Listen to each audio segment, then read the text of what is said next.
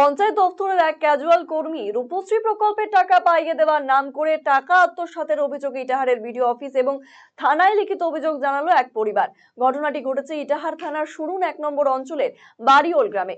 এলাকার বাসিন্দা মহসিনা বিবি তার মেয়ের বিয়ের জন্য রূপশ্রী প্রকল্পের জন্য আবেদন করে। অভিযোগ, সুরুন 1 পঞ্চায়েত দপ্তরের ক্যাজুয়াল কর্মী নাজিরুল ইসলাম এলাকার ডামডলিয়ার বাসিন্দা রূপশ্রী প্রকল্পের জন্য মহসিনা বিবির বাড়িতে গিয়ে টাকা পাইয়ে দেওয়ার নাম করে 5,000 টাকা আদায় করে।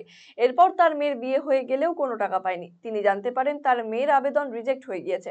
মহসিনা বিবি নাজিরুল ইসলামের কাছে টাকা ফেরত চাইলেও তা আর মেলেনি।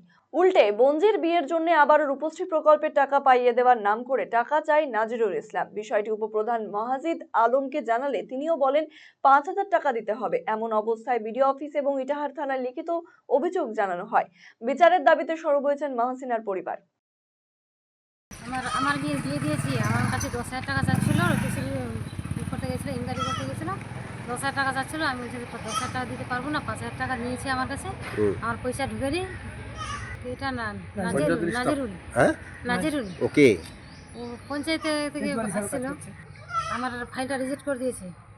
আপনার মেয়ে গেছে, বিয়ে হয়ে গেছে, কিন্তু সরকারি টাকা পাননি? না সরকারি টাকা পাইনি। আপনি কি দীর্ঘদিন থেকে পেটের বিভিন্ন সমস্যায় ভুগছেন, গ্যাসের সমস্যায় ভুগছেন?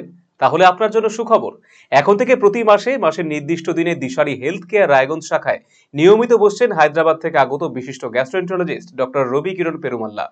ডাক্তার রবি কিরণ পেরুমাল্লাকে দেখাতে আজই যোগাযোগ করুন দিশারি হেলথ কেয়ার উকিলপাড়া রায়গঞ্জ শাখায়।